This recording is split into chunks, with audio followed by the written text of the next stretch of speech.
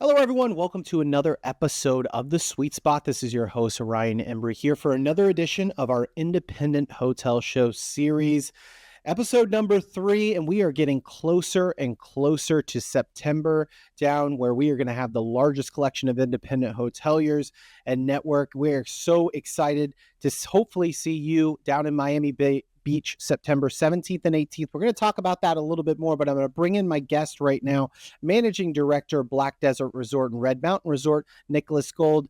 Nicholas, thank you so much for being on the Sweet Spot. Ryan, my absolute pleasure. Cheers.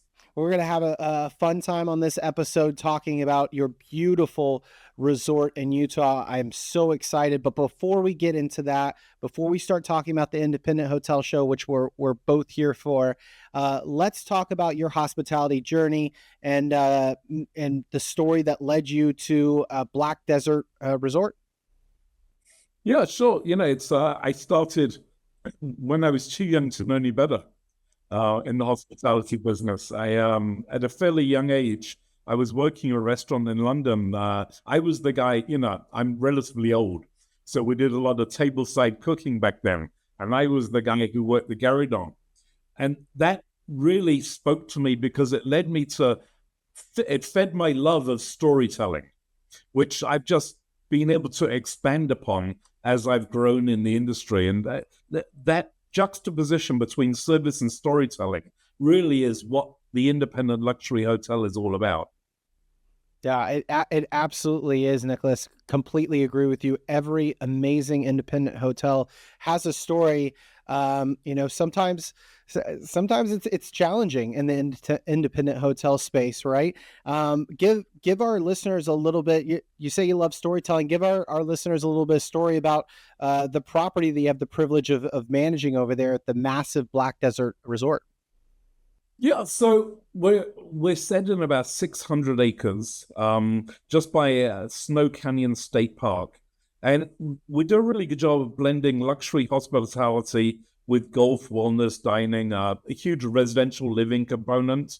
We're building right now. We're about to break ground on a 24-court World Championship pickleball complex, which is certainly the wave of the future. And we just finished working on the designs for a 4.5-acre water park, which is not going to be open to the public, only open to our members and hotel guests. Absolutely incredible. And I think, it's funny we're talking about storytelling here in independent hotels because you're able to write your own story sometimes and be able to adjust and adapt to trends that you see out there. I see you mentioned wellness, a huge trend in hospitality right now, being able to do some unique things in that space. Pickleball, right? Even on the amenity side, being able to do that. And who doesn't love, I've got a couple young ones who doesn't love a nice little water park to relax at as well. I would also be remiss in missing the fact that I think we're the one of the only courses in the country to host both an LPGA tour and a PGA tour. It's incredible. So golf is pretty good. Yeah, listen. When those young ones are at the water park, you know where I'll be. I'll be on the links with my buddies. So it seems like that you got something for everything over there at the Black Desert Resort. It's a massive property. It's picturesque. If you're watching us on YouTube, you can see Nicholas's background right now. But if you're not and you're listening to us on one of our platforms, I encourage you. This is a background that you do not want to miss. For those who aren't familiar with that area, Nicholas, that you're in, paint really a picture for us of where you're located. As I mentioned, we're just outside Snow Canyon State Park, which is just north of St. George, Utah, about 25 minutes from Zion National Park. But we're right underneath the red rocks of Snow Canyon. Yeah, I spent 7 years in Hawaii and I spent a few years in Sedona. And when I got here, when I landed in Ivins, which is where the resort is, my first thought was, this is where Kona and Sedona met and had a baby. Yeah, and it certainly looks like it. It's Absolutely picturesque. Like I mentioned, encourage you to go check it out. Um, we have had the privilege of talking to several independent hotels, with Black Desert Resort certainly being the largest one. And I think, when people think about independent hotels, sometimes they think about this kind of small little mom and pop hotel. Certainly not the case for you, but I wonder, with being such a large resort, how is being an independent brand benefited the property and given it the freedom to offer it some of its unique offerings to its guests? So I've worked for some smaller corporations and I've worked for a lot of independent hotels. And for me, I found, certainly for here, for Black Desert, being independent, I'm not beholden to any legacy of any brand. So we can really speak of who we are, who Southern Utah is. And it's rare in your career to be part of something like this, that's going to help redefine a complete region and do it with a purpose. And I think we would struggle tremendously to do that with a flag and to be part of a brand. Being independent gives us the flexibility and the ability to pivot if we needed to, on a much faster basis than it would be if we were part of a larger organization.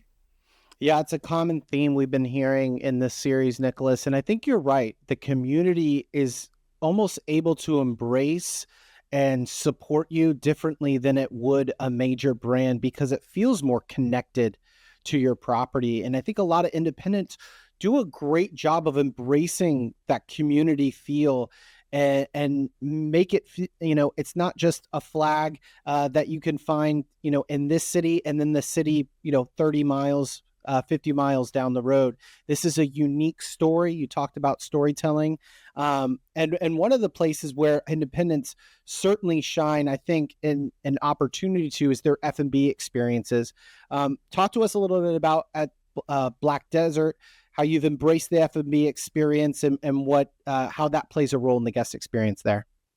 Well, yeah, Ryan, you're right. I mean, food is basically an emotional connector, right? And it plays a huge role for us.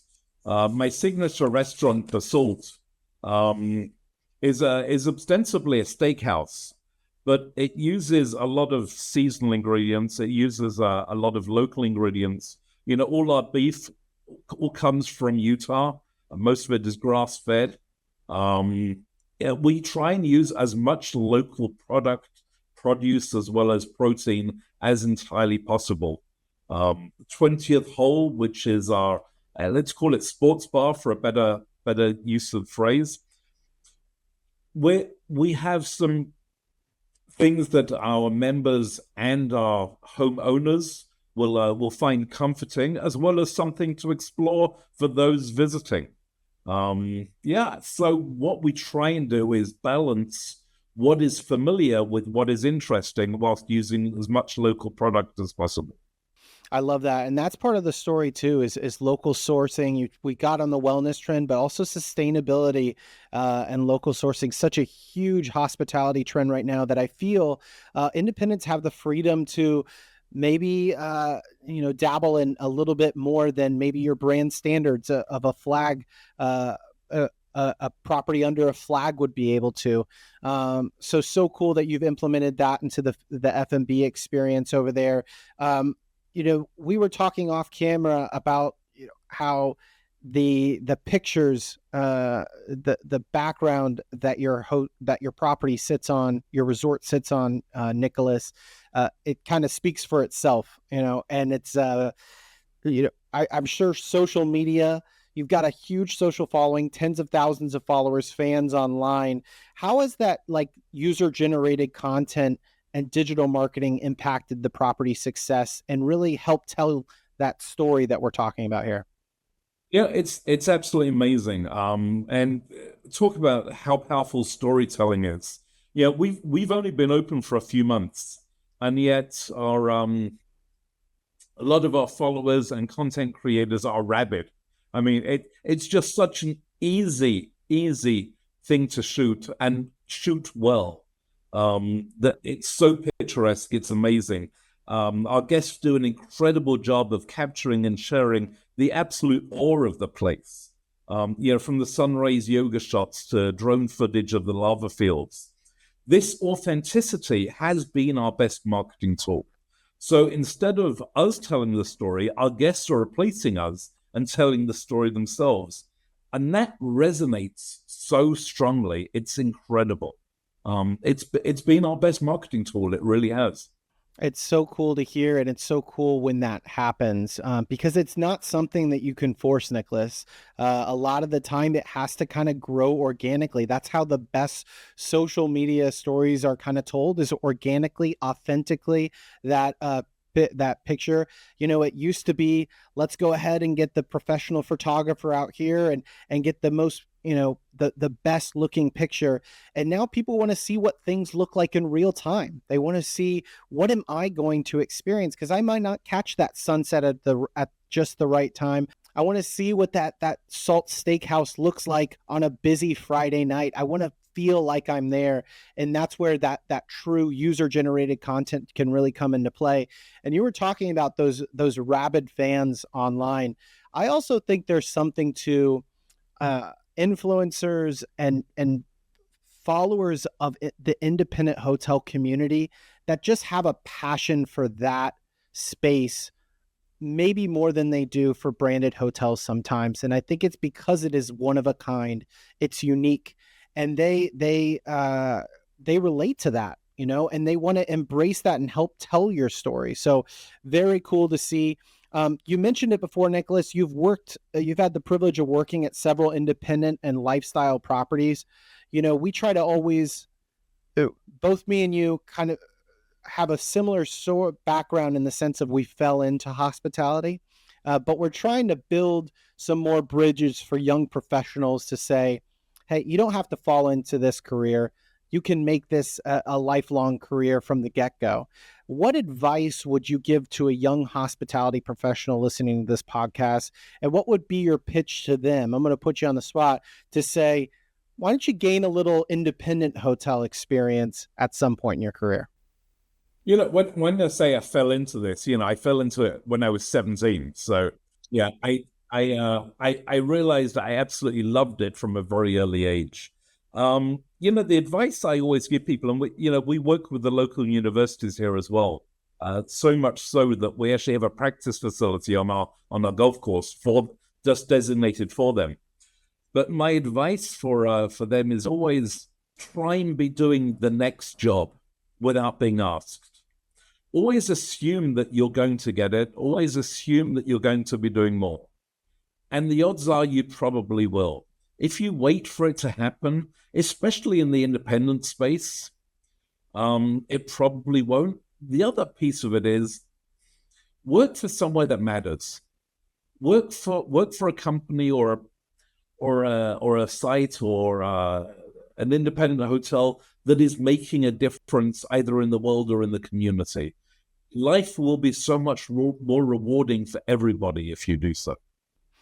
It aligns perfectly with what we're hearing about this, younger generation, Gen Z workforce that's coming in, who is prioritizing that in their career. They want something that's intrinsically rewarding to them. I think the independent hotel space can offer that, and it's exactly what you said, Nicholas. You can be everything on an independent hotel, right? Especially a smaller one where you could be the head engineer for a couple minutes trying to fix a property. You could be a head housekeeper. It really embracing that as a way to get a plethora of experience in a short amount of time. But I love that advice you gave. I want to do some rapid fire here to get to know you and the Black Desert Resort a little bit better. This one might be difficult because you've got a lot of great views, but what's your favorite view on the property there, Nicholas? We have a roof deck on Oasis, which is one of our food and beverage outlets in the middle of the golf course.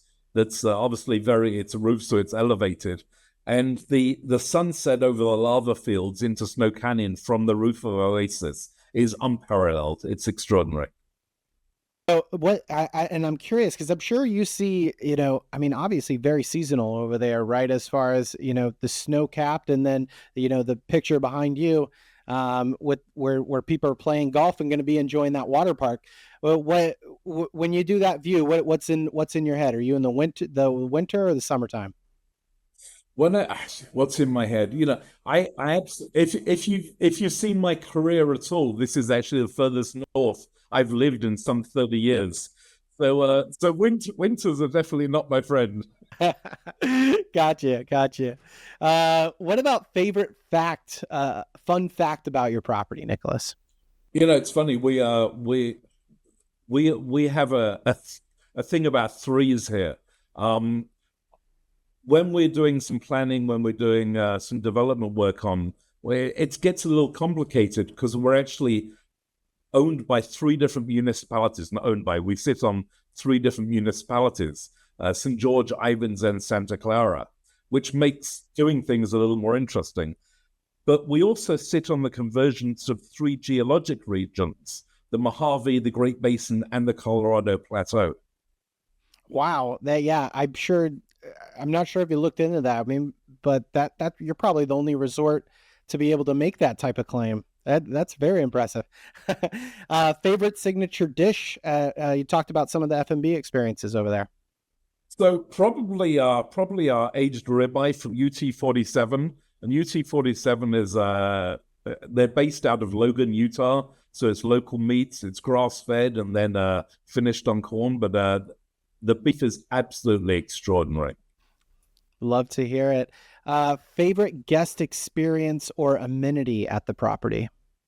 It, again, this is a very silly one, but when you come here to check in, they offer you a welcome spritzer essentially, which is a local prickly pear lemonade, refreshing drink on arrival, and they actually make the ice cube out of the prickly pear lemon syrup. And it's just after a long journey to get here, it's just a really cool, refreshing, sparkling drink. Hey, that's a great first impression. When you walk into the resort, first thing you're handed is a drink. I'll take that for sure. It's so funny though. It's exactly what you're mentioning. Is every single aspect I think of one of these questions has some sort of local tie to it, and I think that speaks to that bigger theme that we found kind of in this episode here. Last one, favorite piece of art at your property. So the property is designed to really take advantage of the views and what's outside. So it's really tough to compete with the big picture windows encompassing the landscape. It's You can't get away from it. Yeah. Well, I mean, listen, you got to use what you got, right? A lot of properties don't have that view outside, so they got to kind of I'm sure there's probably a lot of portraits inside of these other hotels that might have this region in their background there. You get to see it right outside your window. A nice little privilege you have over there at the Black Desert Resort. Um, I want to shift gears. Independent Hotel Show. That's what this series is all about, Nicholas. Happening September 17th and 18th in Miami. Miami Beach at the Miami Beach Convention Center. Don't forget, listeners, Embry 25. That's EMBREE 25. Get yourself a complimentary code. Hope to see you there with me and Nicholas. Nicholas, you recently joined the advisory board. Congratulations. What kind of inspired you to get involved with this event, and how do you see it supporting independent hoteliers? No, thanks. I was incredibly honored to be asked to join the board. It's one of the few shows, one of the few events that actually really champions the independent hotel industry. And I wanted to be part of that conversation: how we move the industry forward, how we elevate the guest experience. And then, as you were talking about earlier, how we're inspiring the next generations of hoteliers to really dream big. Yeah, I absolutely love that. And I think your resort is a great example of the wide spectrum of voices and properties that are going to be at this event. Something from the massive Black Desert Resort all the way down to the smaller independent hotels that we might see right there on South Beach in Miami Beach. So encourage you. all of our Sweet Spot listeners, hope you will be there. Hope you will join us. As we wrap up today, Nicholas, would love to we always like to end kind of looking forward, looking into the future. What's your vision for the future of the Black Desert Resort in your mind? Yeah, the vision is to become the most sought after luxury destination in the West. As I said, we're building the pickleball complex, which is a world championship complex. I'm building a $55 million water park that's only going to be open to guests and members. We're looking at 3 more golf courses bringing in to the fold, as well as another clubhouse. It's going to be an absolutely extraordinary adventure where golf, wellness, and that base camp for adventure for all the national parks that surround us come together. Got a feeling we're going to be seeing Black Desert Resort in hospitality news and in the social media profiles and of travelers all over the world. Nicholas, I want to thank you for taking the time. We covered a lot of ground on the episode. Appreciate you taking your time. Any final thoughts before we wrap up? Yeah, as we've said, hospitality is about connection. It's the connection to the place, the people, and purpose. And that's what we're building here. And that's what I'm hoping that next generation of hoteliers understands. It's about purpose and the legacy. Love to hear it. Great message for those young hospitality professionals. Thank you, Nicholas, for taking the time to join us and share your beautiful property with us and some insights. Really appreciate it today. Ryan, thank you for your time. Appreciate it. All right. Thank you. We'll talk to you next time on The Sweet Spot.